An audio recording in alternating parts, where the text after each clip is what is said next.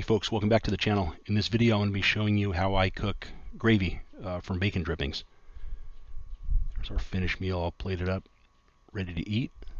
So this might be a bit different than what you're used to. We're not going to be using milk. I'm going to be actually substituting beef broth for the milk. So what I got here is I got the grease, leftover grease, and 4 pieces of bacon that I grilled in my Lodge cast iron pan. I got a little bit of coarse black pepper. And I got about a cup and a half of just normal beef broth. It's just Walmart brand beef broth.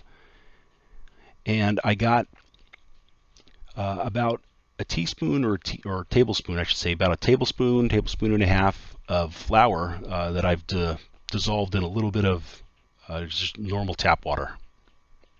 So I got it in a cup there. We're going to use that as a thickening agent later on. And then we're going to be using a whisk to kind of whisk this up, as we're cooking. As we're gonna kind of stir this as we're cooking it. All right, I got my pan with my bacon drippings over a high heat. I'm going to go ahead and add my beef broth and just keep whisking. And then as that comes up to temperature, I'm going to add about half of my flour mixture into here just to kind of thicken this up a bit. I'm going to then add my coarse black pepper. And then I'm just waiting for this to kind of heat up and boil. Okay, and then I'm going to add a little bit more of my flour here to thicken this up a bit. And then I'm going to bring this up to a boil. And then as this boils, it's going to kind of cook and thicken up.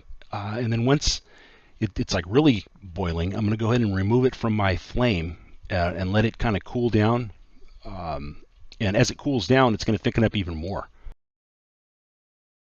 As I'm over fire here, you can see that I'm trying to continuously whisk this because I don't want this, sticking to my pan, because I am over a high heat and we're bringing this up to a boil.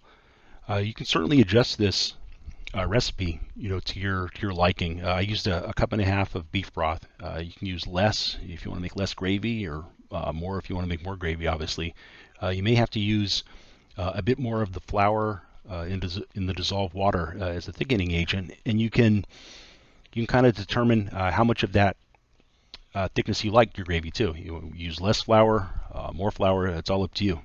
But as it sits, it will thicken up on its own. So I'm going to go ahead and spoon this gravy over some Walmart biscuits that I got here. You can spoon this over whatever you typically like gravy with. But there you go, you got a restaurant quality meal made in the comfort of your own home. I'd like to thank you for taking the time to watch my video. Please like and share the video if you found it helpful.